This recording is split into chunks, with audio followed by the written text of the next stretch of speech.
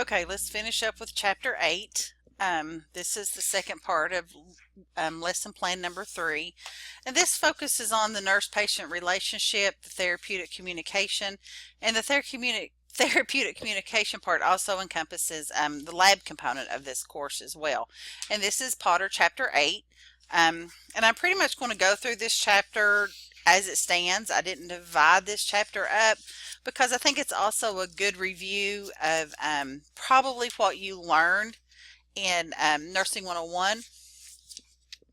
So some of it I will kind of go through fast, the stuff I think maybe that you should already know. And then others I will slow down and we'll discuss it in a little bit more detail. But there's some charts and stuff that I will point out that you kind of need to really focus in on in this chapter, because not only will this be on your skills exam, but it'll also be covered a little bit on in your exam. But as we move through this course, remember me telling you in class that the only tool that we have to work with mental health individuals is ourselves, and the only tool ourself has basically is communicating and listening and talking, and that's very, very important in this class. So this is a very important chapter, so I'm going to go slow on some parts, fast on some parts, but hopefully you can kind of get what you see as the important aspects of it. Introduction. Therapeutic communication. It's a tool used by clinicians to help clients in a mental health setting. It is also a tool that can be used in any setting, but since this is behavioral health, it's addressing it that way. It's part of the nurse-patient relationship. Now, if you're not familiar with a nurse-patient relationship, I know you cover that in 101, but I'm going to touch base with it a little bit. It's the relationship that you establish with your patient. You have to establish a relationship with your patient before you can even begin to provide care. And we start doing that by when we knock on the door and say, "Good morning, Mrs. Jones. My name is Charlotte. I'm going to be your nurse today." We're beginning the establishment of that nurse-patient relationship. And that relationship builds as we go on through the program or through the day, and as we take care of the patient. So it's real vital that we develop that relationship, not only in the medical side, but it's imperative that we establish it on the mental health side. Not all communication is helpful or promotes patients' well-being, and we're going to talk about that as we go through. There's therapeutic communication and non-therapeutic communication. We're going to discuss how to prevent those, how to pick those out, blocks to communication, as we move along through this chapter. Some universal things to consider when we're talking about communication, nurse-patient relationship. You have to have the desire to help others achieve a better physical or mental health. We talked about that a little bit in the other chapter. You have to be willing to help. And again, I think we talked about this. I don't think there's anybody in here that really don't want to help other individuals. You have to have an unconditional positive regard. Now, when I say unconditional positive regard, what I mean is that means meeting people or meeting patients with a positive attitude. Remember, we talked negative breeds negative, positive breeds positive. So we want to meet these patients with a positive attitude, an accepting manner, and show them the respect and dignity that they deserve. Involvement of patients and families as equal partners of care. Remember, we have to involve the families and the patients, especially in mental health, because they're the one that's going to be doing a lot of the work in the mental health situations. We call that patient-centered care. The patient is the center of everything we do. You also have to have that self-awareness, that awareness of what you believe, your culture, your identity, your thoughts and perceptions on everything, stuff that we talked about in the previous chapter. Again, that authenticity, you have to be open, you can't be closed off, you can't be judgmental, you have to be who you are and what you are, and that person has to be able to understand that. And also the use of empathy, and we talked about that as well. We're going to describe the key principles that influence the development of relationships with patients. And to do that, we got to look. Views of health and mental health. When we talk about health, that's typically understood as the state of being without illness. People with heart disease, depression, they have not good health, because good health is typically understood as the state of being without an illness. Nursing conception includes all aspects of an individual's life. Consider, in light of roles of individuals, take the ability to function in roles, and how each nurse views the concept of health and mental illness significantly impacts how he or she understands and relates to the patient and the world around them. Quality of life relating to both physical and mental illness. Learn about goals patients have to move towards a better health. What kind of quality of life does this patient want to get out of our endeavor or our encounter? Learn about the goals and what's driving them. What's the quality that they want related to both their physical and their mental health? When we talk about mental health, the views of mental health, it often includes having sense of purpose, flexibility, and the ability to give and receive love and make important life decisions. If you have a good mental health, you're able to make judgments, you're able to have a sense of purpose, a sense of belonging, a sense of self-concept. You can make those decisions. Those are good mental health.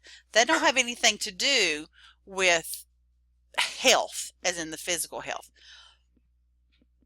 But we have to look at both of those, and you have to look at them separately. Unconditional positive regard. Talked about that a little bit a few slides ago. Meeting patients in a positive, accepting manner. Treat them with dignity, no judgment or approval, regardless of the patient's history, symptoms, and behaviors. Consider how to communicate your active interest in that patient. Again, they may be the drug dealer, they may be the prostitute, they could be the homeless man off the street, but we have to treat them all with the same respect and dignity that they deserve. And the way we communicate has a lot to do with that. And again, how you communicate verbally and non-verbally. I can say all kinds of wonderful things out of my mouth, but if my body doesn't convey those same concerns, those same thoughts, there's that ambiguity that comes in. There's that not quite sure if you're genuine. That authenticity comes into question. So you have to have, treat everybody the same. Patient-centered care. Again, another one of those tenets that we talked about a little bit. Patients determine their direction of their own treatments. Now, that's true in the medical side as well as the mental health side. They have the right to refuse. They have the right to accept. They have the right to go somewhere else. It's their care. So it is patient-centered. We are there to make sure, as an advocate also, that they receive that patient-centered care. Goal identification starts with the individual. And you can remember back to the very first couple of lectures that I talked about, when we talked about when we have a medical person that's sick, if we have somebody with congestive heart failure and we want them to breathe better, the things that we're going to do are things that basically the nurse has to do. So we set those goals for that patient because those are things that we are going to do. In mental health, its goal identification starts with that individual. That patient has to say, this is what I want to do. This is what I want to come out of these meetings. Carl Rogers was big on patient-centered care. Again, you don't have to really worry about the therapist names, but he was really big on it. He basically said processes that views people as having the capacity and resources to understand themselves and alter their attitudes when in a climate facilitating growth. Patient-centered care. Another tenet that we see, or another important thing when we're talking about therapeutic communication, you can see where this stuff is building on each other. This is stuff that we've already talked about. Therapeutic use of self. You maintain that self-awareness, maintain that non-judgmental, neutral stance when interacting with patients, help patients working through difficult experiences and negative patterns without considerations of your own thoughts and feelings. That is therapeutic use of self. You are giving to yourself to help these patients through these difficult problems that they're suffering. If a nurse discloses own difficulties in the same area as the patient, the focus of the interaction moves to the nurse. This is therapeutic neutrality. We have to be careful and consider whether some aspects of beliefs or opinion is shared with the patient. You have to make sure, is this something that I want to share? Is this something that I don't want to share? You can disclose your own difficulties in the same area of the patient, but when you do, then you're taking that focus away from the patient and you're putting it on you. So you have to be really careful when you decide, yeah, my mother had cancer and, da da da da da. When you start doing that, then all the attention focuses on you and it's pulled away from that patient. And we don't want to do that. So we have to be careful that we hold that therapeutic neutrality. The nurse interacts with a focus on the patient's views and desires. You need to keep it away from yourself. Encourage the patient to draw their own conclusions regardless of their viewpoint.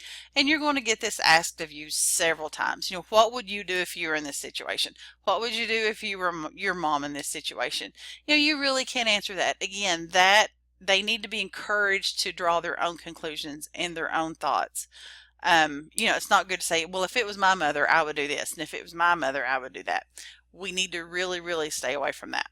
Nurses should be aware of their own beliefs and actively acknowledge that multiple views can exist. Remember, your view is not gospel. We see that a lot, especially in the Bible Belt when it comes to religion. It's the thing that, you are a devout Baptist. Go to church every Sunday. You go to church every Wednesday. You're there every time the door opens, and that is wonderful. I think that's great, and we need to do that. And one of the tenets of the Baptist faith or any Christianity faith is converting people to your religion. Same thing goes for Catholics. Same goes for any religion. But we can't do that. In the medical field, in the psychiatric field, in the nursing field. We have to understand that as Baptists, we might be taking care of an atheist. As Catholic, we might be taking care of a Jew. So you have to understand that there's multiple views and multiple opinions, and our opinion is not always right. We need to keep that separate from taking care of the patient. Another tenet of good therapeutic communication is centering. Nurses should take time or spend time acknowledging their own feelings. Understand what's going on with you. It helps to identify important thoughts and feelings, and it assists in clearing the mind of extraneous reactions. I had a nursing supervisor once tell me, when you cross the threshold of the elevator and you step foot into that floor, wherever that may be, then all your other problems in life have to take a back seat. You have to center yourself and you have to expend all of your energies on taking care of that patient. If our mind is fractured on this problem in our life and Joey's problem in his life and Susie Joe's problem in her life, and we're trying to solve them all and take care of the patient too, somebody's not going to get the care that they deserve, and everybody deserves that, right? So when you step on that floor, you have to be centered. You have to identify important thoughts and feelings and clear your mind of extraneous things. So now let's go on to defining empathy and differentiating features of empathetic communication. I think a lot of times people get confused with empathy and sympathy, and I want to make sure that we understand the difference, because it's really, really important to understand the difference between empathy and sympathy. Sympathy will cause issues in a therapeutic situation where empathy will not normally. Empathy, sensing the perceptions or feelings of an individual and one's relationship to the individual's situations and experiences. Communicating and validating, adjusting perceptions of individuals based on feedback from him and her, and communication tools instead of just a quality or a characteristic. Empathy is really important. It's a quality tool for nurses to better understand other experiences. Empathy is also tied to your nonverbal and your verbal communication. Again, if you're talking to someone and your nonverbal communication does not agree with your verbal communication, it conveys the person or the client can get the wrong opinion. A study found that if you have nonverbal communication, it had twice the effect your nonverbal communication had twice the effect of your verbal communication of conveying what you actually are feeling. So you have to be careful with that empathy. You want to be able to make sure you exuberate that empathetic situation. Nurses must try to fully engage and get a sense of how the patient is feeling at any given moment in time. Remember, as I said in this one, it is sensing the perception or feelings of an individual and one's own relationship to that individual situation. That's where you have to really get a feel for the patient's feeling at any given moment. I just talked about nonverbal communication and empathy and how important it is. That eye contact, leaning in, distance, body orientation, not sitting with your arms crossed. Smile, make that eye contact with that patient. It is a difficult skill to master. It's not something that I can expect you to have the minute you walk out of this room or stop listening to this lecture. Because you have to understand your own feelings before you can understand anybody else's. So there's that self-reflection, that self-awareness, those things that we must dive into to understand who we are. New clinicians can feel overwhelmed at times when we're dealing about emotional things and empathy. The active work of empathizing with patients require the nurse to listen very deeply and intently and truly allow others to experience the other experience to wash over them. The nurse must be aware of how other feelings affect them. Depth, sadness, anguish, those things can build. So we need to really work on that. And there's some great things in your book that helps you understand how to be empathetic. If you look on page 134 and 135, there's a stepping back exercise. There's perception, thoughts, and feelings, and empathetic understanding, and as well as in box 8.1, there's empathy and empathetic understanding. So I'd suggest you read those and get that idea of empathy really ingrained in you. When dealing with empathy, nurses have a difficult time setting aside their own perspective. If nurse has had a similar experience to that patient, it's very hard to be a empathetic nurse to a drug dealer if a drug dealer killed your child. So if you can't set aside your own perspective, you can't provide that empathetic care. You need to seek to understand how the patient actually feels. I said that already. And failure to do so may seem like the nurse is misunderstanding or disrespecting the patient. So it's really important that you immerse yourself in those patients' feelings. I mentioned the perception, thoughts, and feelings, the empathetic understanding box on 135. You really need to read that because it tells you the patient's behavior, the nurse's perceptions, feelings, and thoughts, and then the nurse's exploration with that patient. So it gives you some questions, it guides that conversation so you can kind of see how that's going. But here's some examples. Ask how it made the patient feel. So how did that, whatever it was, make you feel? How many people feel blank when faced with a situation like that? How did it make you feel? You want to understand how that patient's feeling. You don't go and say, oh, I know you feel so sad because your brother died. That's sympathy. Empathy is, how did that make you feel? And understanding that feeling with that patient. Asking for clarification is okay, and you have to be aware how others' feelings affect them. So let's compare and contrast features of a therapeutic and social relationships. I think you kind of understand the importance, I've stressed the importance of building that therapeutic relationship and how the nurse, there's a lot of things that plays into that. So let's compare and contrast some features associated with it. Developing the nurse-patient relationship. You should have got this in 101, so this I am going to kind of breeze through kind of quickly. So if you don't understand it, let me know and we can touch on it a little bit deeper. But a therapeutic relationship, it's planned, it's goal-directed, it exists for the nurse to assist the patient to progress towards some goal attained, whatever that may be. We can do it on the medical side, we can do it on the mental side, but basically it's a relationship where I have responsibilities, the patient has responsibilities, and we're working towards this one-centered goal. It differs from a social relationship. Therapeutic relationship and social relationships are not the same.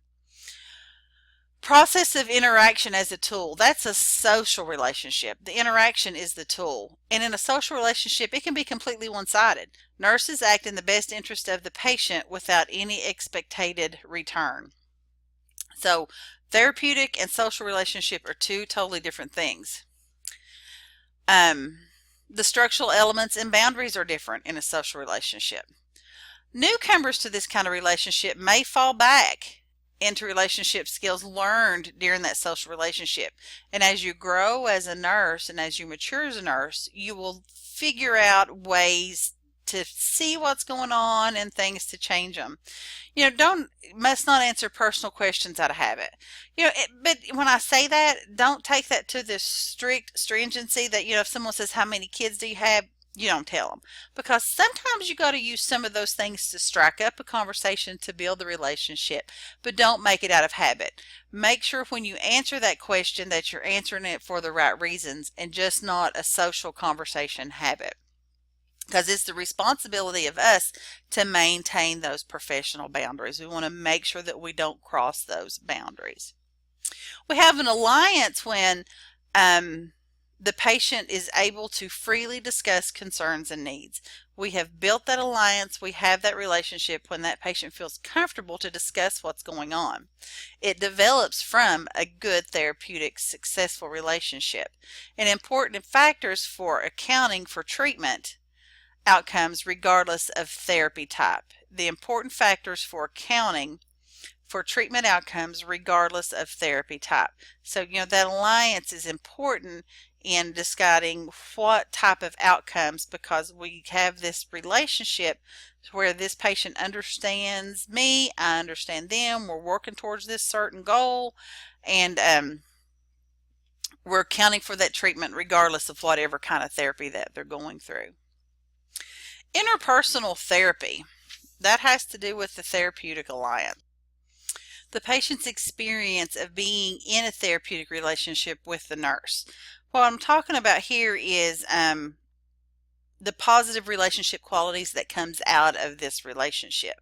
If we can have a very useful, a very good, positive therapeutic alliance, then it allows that patient to have a perspective on how to take those positive outcomes into other relationships in their life.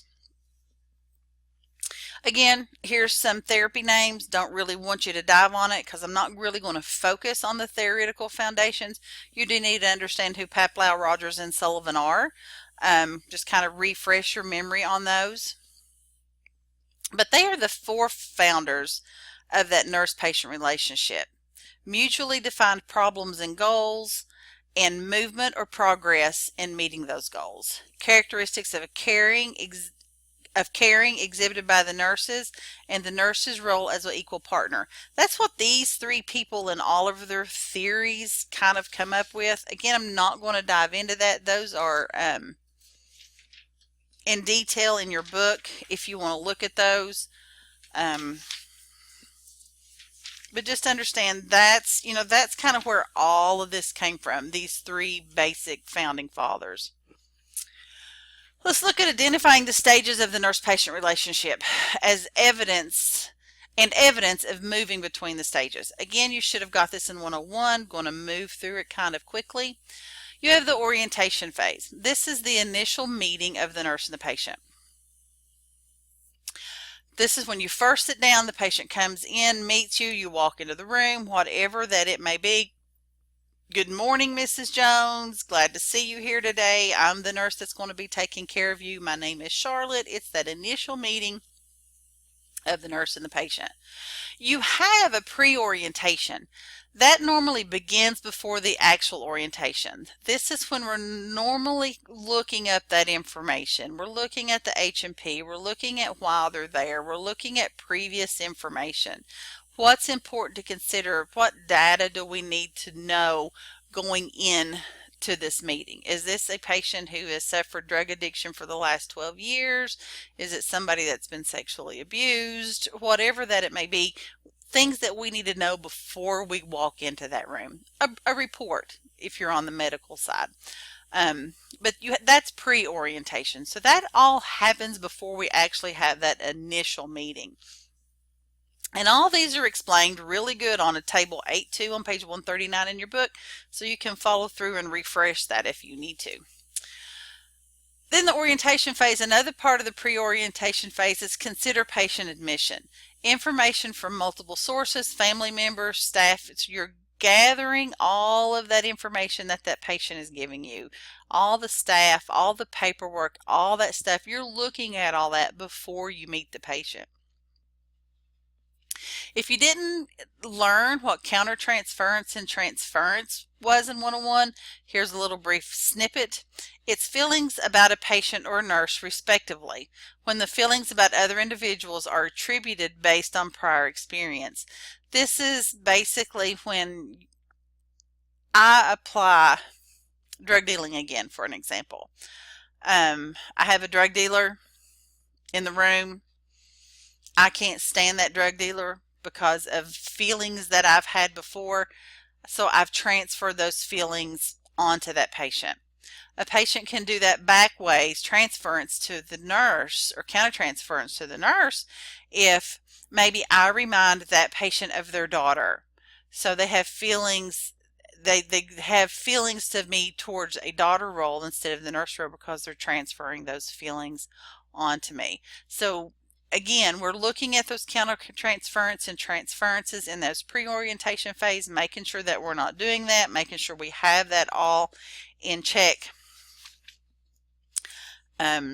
before we ever move on to anything. And if you want to read about countertransference and transference, it's on page 140 in the Potter book. Another thing pre-orientation that we do before we ever actually meet the patient, remember we're still talking a little pre-orientation, the nurses must bracket, set aside, react from that countertransference, that transference. It's not a bad thing to have reactions, but you have to get those under control before you walk through that door. Remember, you've got that key is to acknowledge those feelings, reflect on how they make you feel, and make sure you have those in check before you walk through the door. So we're doing all that in the pre-orientation phase, getting everything ready. And then it's time for the first meeting, still in the orientation phase. Nurses must signal receptiveness and interest in the patient's concern. So you have to show that genuineness. You have to show that patient that you are truly there, that you're going to actively listen, and that you're there to help them. And that way they feel genuinely in knowing that you're there for their concerns. Convey that unconditional positive regard that we talked about. We cannot be judgmental. We need to identify the purpose of the relationship. You know, I'm the nurse, you're the patient, you know, this is what we're going to do. Establish those boundaries. Listen to what they tell you. Their needs and their goals and their expectations. What do they want to get done today? What do they want to see accomplished? Listen to those things. It's not a one-sided conversation. We've got two sides of the coin going here.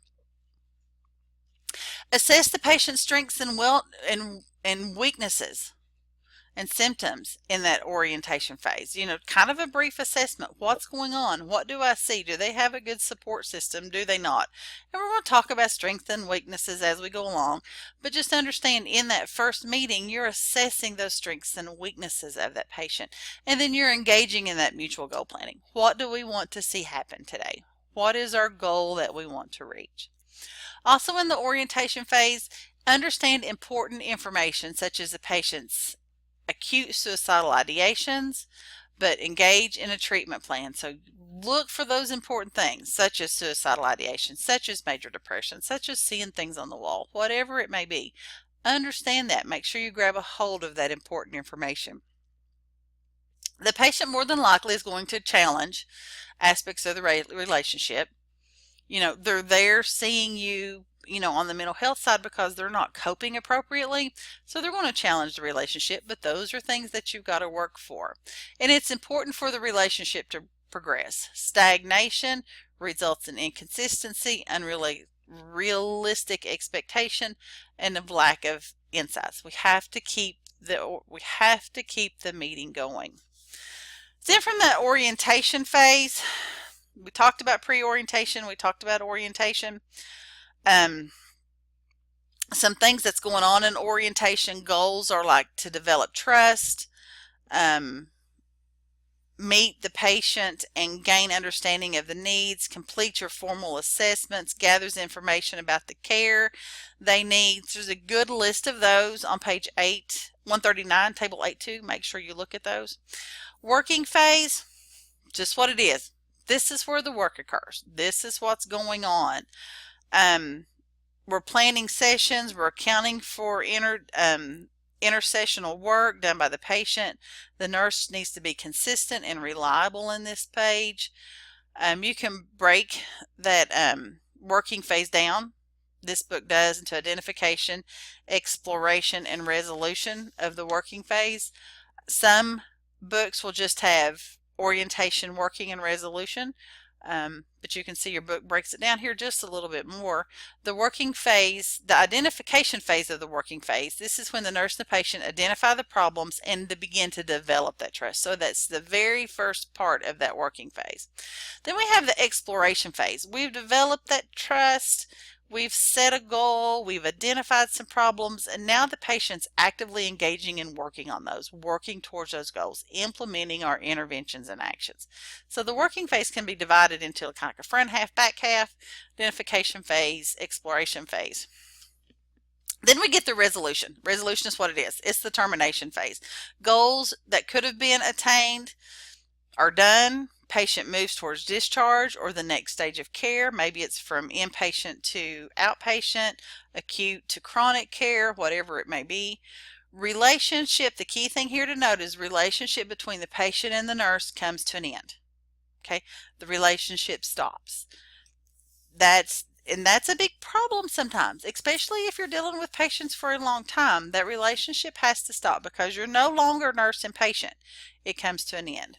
And then you need to reflect, validate, and educate on health promotion. You need to look and see, has this patient become independent? Did, looking back on the interventions and stuff, did they work? Review and identification of the goals achieved. Engage in reviewing of the relationship and assist with discharge planning and meeting those future goals. So those are the three phases. Again, real quick overview. If you didn't get that in 101, you might want to go back and make sure you read that in the book. Make sure you understand. But those are the stages that we go through. And, sometimes you move through them so quick you don't even know you've moved through them, especially if you're in an acute care type setting. But if you're in a counseling setting or a home health setting, sometimes those will take longer. So we'll see. Okay, examine the factors important to setting and maintaining boundaries in this therapeutic relationship. Remember, I said it was the nurse's responsibility to develop and maintain those boundaries. We don't want those boundaries crossed. So let's talk a little bit about those in relation to our therapeutic alliance. You have to have some clinical judgment skills. You have to limit self-disclosure. There's some things that they don't need to know. You can't engage in that social relationship. You have to keep it professional, and you don't want to exploit that nurse-patient relationship. One of the most important competencies in the field of psychiatric nurse is maintaining your boundaries.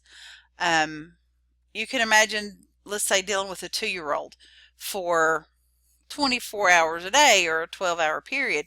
A 2-year-old, you have to say, this is the way it's going to be. And this is the way it is. But if you say that and you go back an hour later and you change your mind or you become a little bit more friendly or you cross the boundary, then that can phase. That patient starts getting confused and then you start having issues. So, keeping these boundaries, maintaining these boundaries are very, very important. There's another table, again, this chapter's chocked full of tables. On page 143, it's table 8.3, and it says cues to crossing boundaries or boundary crossing and violations. So you need to really read that. I'm not going to go through it. You can read it and understand what these are, but this kind of gives you an idea when we're getting close to those boundaries that we don't need to cross. Introduction as a profession or professional is key to the therapeutic relationship. You have to be very professional when you enter the situation. They have to know who's in charge. You've heard me say when you walk into the patient's room, all eyes are on you. You're the professional and you have to maintain that appearance. Patients will test it. They're two. Picture them all as 2-year-olds. They're going to test every boundary that they possibly can. But it's your responsibility to make sure you those maintain them. If you say it, then that's what you have to do. Get away from that nurse's need. We don't need to be liked. Okay? It's okay if nobody likes us. It's all right. I can go home to my family in the morning and everything's going to be okay. Your patients don't have to like you, but they have to respect you. And the only way that you can do that is maintaining those boundaries. And definitely, most definitely, keep the sexual attraction away from the patient. This is not a place to meet a man, not a place to meet a woman. Keep those boundaries where they need to be. Again, avoid that self-disclosure. Don't be going and telling them that you're in the middle of a divorce and your baby daddy has custody, but you're trying to get it back. Don't get into all that. Your patient don't need to know that. And, just, again, crossing those boundaries. Boundaries of touch. Touch is one of those things you have to be careful with. Not everybody and not every culture and not every society is touchy-feely. I'm a hugger. I like to hug. But before I hug somebody that I don't know, or if it's a patient or somebody like that, I'll say, can I give you a hug? I'm a hugger. I like to hug. You just walking up and touching somebody and invading that personal space, that can convey a cross of boundary. You have to be careful, especially dealing with the mental health population, because they have frequent histories of that physical, sexual abuse, that you don't want to open yourself up for those issues. So be careful with those boundaries. Problems with boundaries. You can have major and minor crossings. A minor crossing, decision to deviate from a boundary for a therapeutic purpose. I can change my mind. And that's basically what that is. I've set this boundary and it's not working. It's causing a whole lot more problems than what I ever thought. I can say, you know what? Let's do this. And let's change this boundary. Maybe it's, for lack of a better example in my head, maybe I have a patient who's wandering all night and they're staying at the nurse's station. And I keep walking them back, telling them, you can't be up here, da da da da da. You're crossing that boundary. I'm being too friendly, whatever it may be. And then, maybe they're going down the hallway and being disruptive. So, I say, you know what, come up here and sit with me at the nurse's station, and then I'll give them something to do. I won't spend my time with them, but I've kind of deviated from that boundary for a therapeutic purpose. Major violation is holding those dual roles. Nurses should never take care of family. Nurses should never take care of friends. That's a big major boundary violation. You can't look at the situation objectively. Don't ever hold that dual role. Sexual misconduct, inappropriate self-disclosure, big major violations. Be careful with those. Strategies for a nurse to better understand how to manage those boundaries. Again, that self-care, that self-awareness. If you're unsure, talk to somebody. You've got a team members of peers out there, supervisors who you can go and say, hey, Joe Blow back there in room 407, he's kind of making me feel uncomfortable by asking me all these questions. I'm deflected as much as I can, and I just don't really feel comfortable. I think a boundary's getting crossed. Do you think you can maybe assign somebody else to take care of that patient? Or ask somebody, do you think am I doing something wrong by doing this with this patient? Involve your team. Make sure you're self-aware, reflect, look at things and look at the whole picture, and don't get that attentional blindness done. Just don't, make sure you see the whole forest and just not the trees. Nurses must not avoid a patient's anger and annoyance. Meet it head on. Share personal patient information, or give and receive gifts. Now, when I say gift and receive gifts, I'm talking new cars, houses, clothes, purses, those type things. If somebody wants to bring you candy to the nurse's station, that's fine. Bring you a card of, thanks.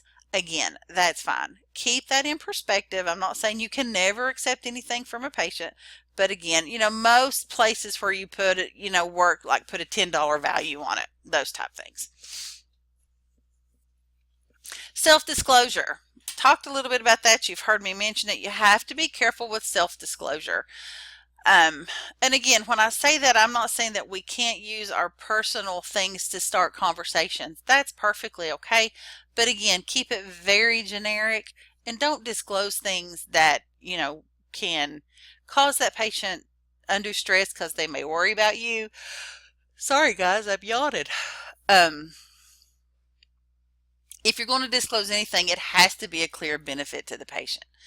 So make sure you, when you're doing that, you're not giving that patient any added undue things to think about. It needs to be beneficial and not detrimental. And also never acceptable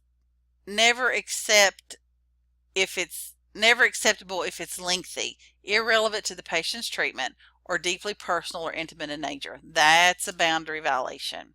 So you have to be careful what you talk to patients about. Back to the Johari window. Talked a little bit about that. Not going to dive into this a little bit more, but we talk about the 4 areas of the window, whether something is known or unknown to self or others. Here's a good description on the first quadrant, second quadrant, third quadrant, fourth quadrant. And again, another thing where you see the known to others on box 1 on the new job is closed, the intimate relationship, it's open. You can see the difference there. You have to, that just kind of gives you an idea of a concrete thing to look at.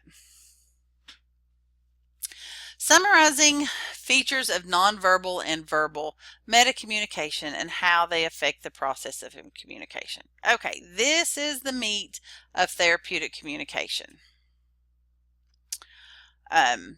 Forms of communication, verbal, nonverbal, those are pretty self-explanatory. Verbal are the words that comes out of our mouth. Nonverbal are the gestures, postures, appearances, facial expressions, hand gestures, those type of thing. Metacommunication, that's probably one that you don't know. These are involved in the interaction, how the message is sent, the context of the message, what are the undertones of that, that conversation. Flirty, you can be flirty. And that's a metacommunication. What you verbally say, you non-verbally say, and then the tone of your message can be flirty, or the tone of your message can be sarcastic. That's that metacommunication. Words that people use when they speak. They can empower, they can support, they can dismiss, they can disrespect, they can tear people to shreds. We have to be careful with our words and choose them very, very carefully. Your word choice impacts the patient's ability to achieve and understand, belief in improving, and hope that suffering will improve. We have to use that positive life. We want to make sure we convey that positive outlook. Now, when I say that, I'm not saying that you look at everybody and tell everybody it's going to be okay, because we can't say that. We don't know that it's going to be okay, but we have to be careful with those words. We want to choose words that empower and support, not dismiss and disrespect. Nonverbal communication consists of all other components of communication that are not spoken. They vary widely from culture to culture. Okay, nonverbal communication consists of all other components of communication that are not spoken. I believe I already said that. It greatly goes from culture to culture. Some cultures are different with their verbal communication. From eye contact, from touch to verbal cues, from semantics, the way they say things. So you'll see that vary from time to time. It includes body language, eye movement, proximities, kinetics. Kinetics, chromatics, which are the use and meaning of time, touch, appearance, and smell.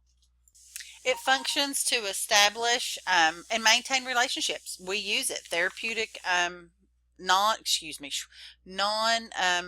communications used all the time.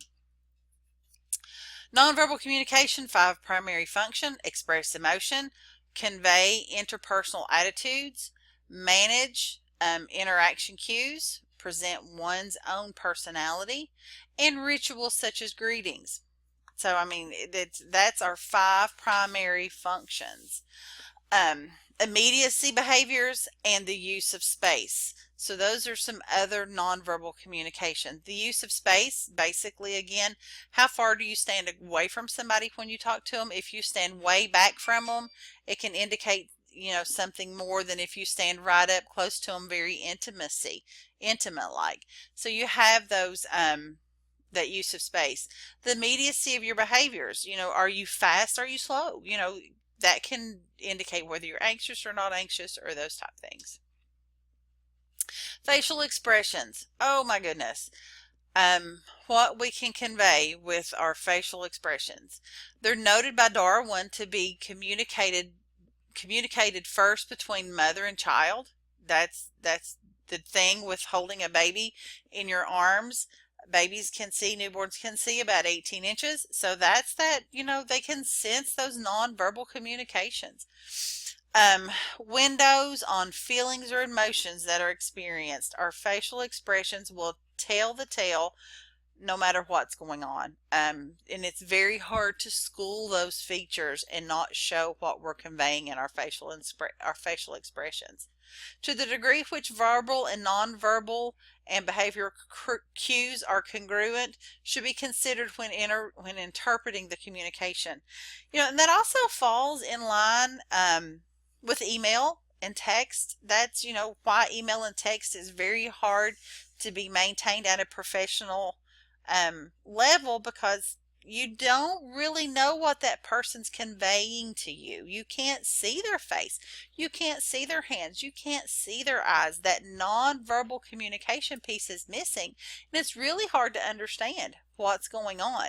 You can't interpret the communication when you don't have that verbal and nonverbal behaviors there. Metacommunication. Communication about communication. That's basically what it is. It involves the nonverbal elements that offer information on how to interpret that verbal communication, such as the sarcastic undertones, the angry undertones, the jealous undertones, those type things. That's that metacommunication. And there has to be some congruence between your verbal and nonverbal communication. Electronic communication. I just mentioned that. It's used primarily as a primary form of communication now. You email people, you text people, whatever it may be. But again, it's very, very hard to understand what the patient is actually conveying. It's hard to understand what is coming across in that electronic communication. There's also questions on whether the convenience of the interaction has its downsides. There's internet addiction, passive and interactive lifestyles, and benefits are consistent availability of a support system for patient, that telehealth. So, there's good and bad things with electronic communication. Positive aspects. Skype allows seeing patients face to face from long distance. That telehealth, that's going to be a big opening for nurses in the next coming 10 to 15 years. You might want to keep your eyes on that. And also the therapeutic relationship can form outside the office environment. So people are using that. Some negative aspects of it is there a limited range on that emotion. It's easy to hit send without checking on yourself, doing the checks and balances that you need. And there's that expectation of immediacy. We have electronic medical records that falls under the electronic communication. Talk about that a little bit. There's that little telehealth blurb that I was telling you about. You have the electronic medical records. Pretty much everybody has gone to that now. There's safeguards to prevent around security breaches in HIPAA. I'm not going to dive into that. You should pretty much know that. And the only thing that you have the negative side with the electronic medical record is the patient can feel ignored while the professional is interacting with the computer. And that's one of the biggest complaints with the computerized charting that we've seen. The telehealth, using Skype and those other things to have programs in rural areas. And the ANA, and you will get this as you move further along in the program, and I think you might have got it in 101. If not, I do know they give it to you in 230. The American Nurses Association has guidelines for appropriate use of social media. in the healthcare setting. And the best thing I can tell you there is just don't post anything. Do not post anything about work, clinical, or anything on any social media outlet, because it'll get you in trouble too quick to talk about. You have to be careful with that social media and HIPAA regard regulations. Okay, now let's look at some features that indicate the use of active listening. Remember, we talked about active listening being very, very important. We only have ourself when we're talking with patients. So listening is one key thing that we have. When you actively listen to someone, more than just hearing what that person says, you're paying attention to their body language, you're paying attention to their nonverbal cues.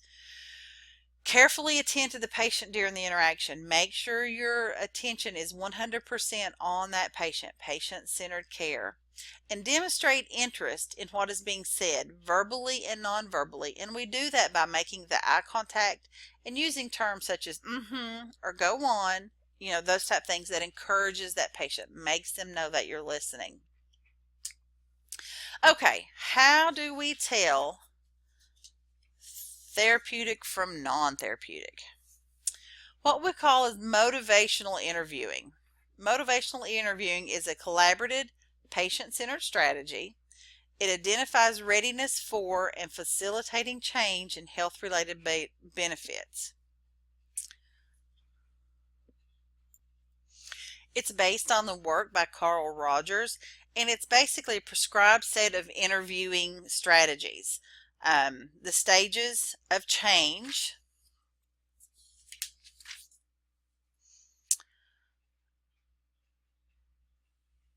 Motivational interviewing was formalized and manualized by some authors in 1995. It's the development of the therapeutic relationship for a specific purpose of identifying readiness, like I said, in the facilitated of change. It's not psychotherapy, but basically a formalized conversational technique that you can use that helps with interviewing with patients. And the guiding principles of that basically follow the acronym rule. Resist the reflex to be right. The change that is desired in the patient needs to be the patient's idea. It needs to be patient-centered. Understand the patient's motivation for engaging in specific health-related behavior. Why do they want to choose to do whatever they're doing? Why is it that they're there? What's the motivation in behind the change that they want to do? Listen to the patient. This is done through conveying empathy and sincere interest, that active listening that we were talking about. It's helpful to actually make guesses about what the patient is saying. That way the patient will clearly see that you're actively listening to what they're saying. And then empower the patient. Empower the patient to explore ways in which he or she can make the difference in her own health. How is the patient going to motivate this change? What is the patient going to do? And if you follow these 4 simple things here, you can often have a really good interview with the patient that helps the patient get to where they need to be. It adjusts to the patient's resistance rather than opposing it directly. There's phases, patient engagement. There's open-ended questions. We use affirmations, reflections, and summaries. That's listed in your book on page 151. And then the guided conversation to a strategic focus. The agenda selected is based again on the patient's desire. There's phases in it, transitioning to the techniques or invoking. Patient uses change talk, I want, I wish, if only I could. There's planning, again, that goal and planning selection and commitment is elicited. Okay, that's motivational interviewing. And if you want to read more on that, that's actually on, it starts on page 147 in your book, and it goes through 151, and it just kind of gives you a really good underview or an undertone of, what's a good way to set out an interview when you're trying to find out why this person's here. And it will not only help you in mental health, it will also help you on the medical side. For these next couple of slides, I am not going to sit and read all this. This is in your book. It starts on page 152, where it has an example of motivational interviewing. That way you can understand what's going on. It also starts on, that's the motivational interview. This therapeutic communication skill starts on page 148, and it has the therapeutic techniques there. It gives you a definition and it gives you an example. So I want you to focus on those.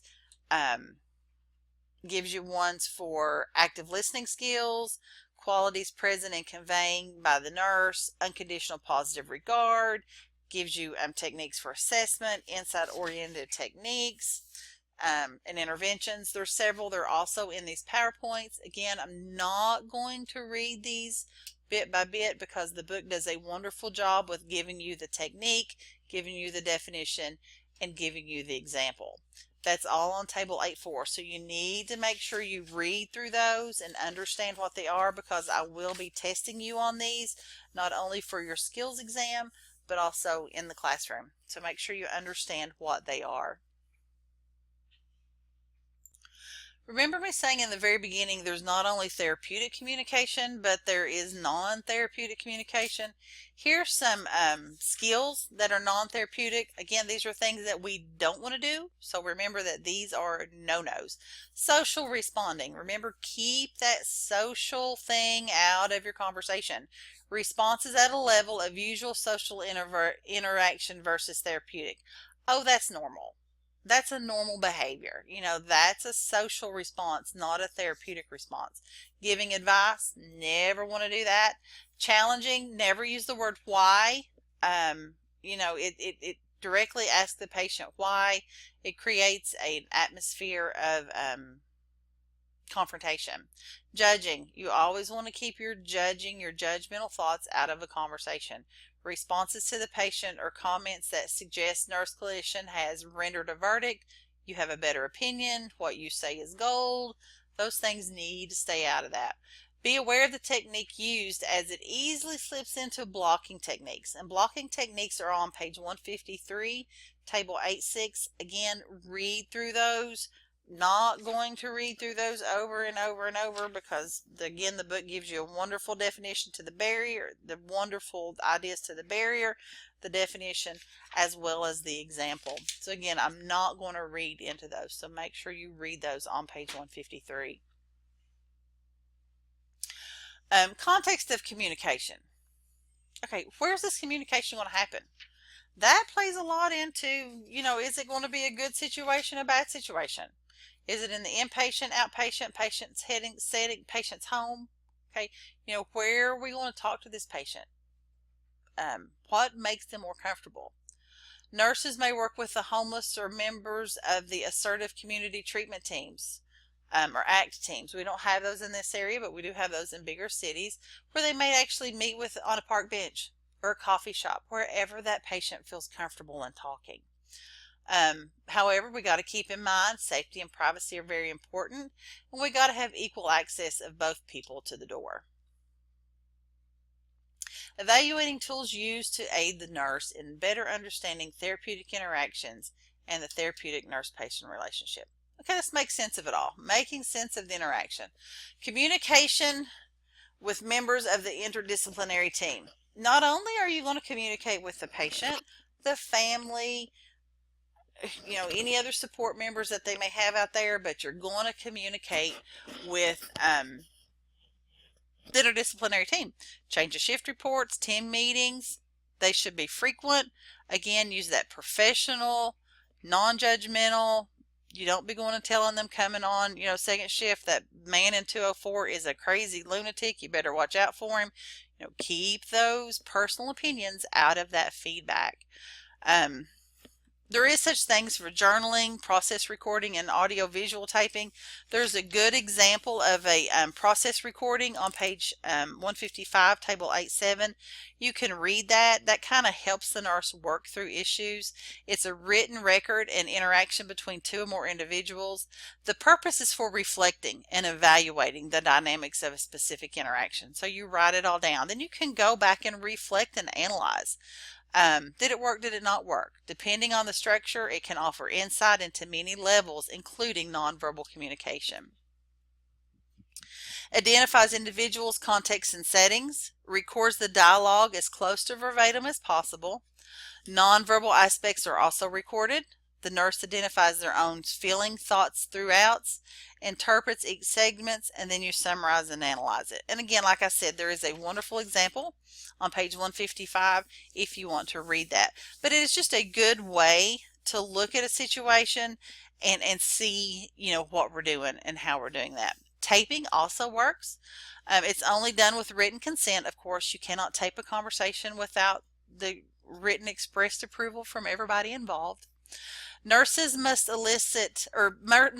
be explicit about how tapes will be protected and destroyed, because remember, that's very protected HIPAA information on there. So recording during conversations is normally not a good idea, but in situations where it is allowed, you have to be really, really careful and very explicit on how you're going to protect the tapes and how you're going to destroy them.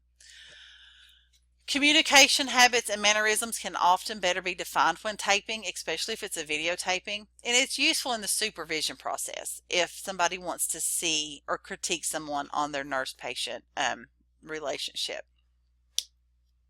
Clinical supervision. If you go into mental health, you will have clinical supervision because it promotes professional growth. It maintains a balance and objectivity. It provides important feedback on, maybe this, maybe that, do this, do that. So clinical supervision is not a bad thing. And in summary, when we're talking about the nurse-patient relationship and therapeutic communications, patient must always be treated with dignity and positive regard. If you treat them like you would treat your grandmother, you're going to be pretty much on the gold standard. The nurse develops a goal-oriented therapeutic alliance which follows phases of development and maintains boundaries as it is aware of communication techniques and the tools to increase his or her own awareness. So that's another big, long, lengthy lecture, but that covers what we should have covered the Monday that we had this Snowmageddon. So we will start in with the rest of that on when I see you on Wednesday, hopefully when we have class. Everybody have a good week, stay safe, and see you Wednesday.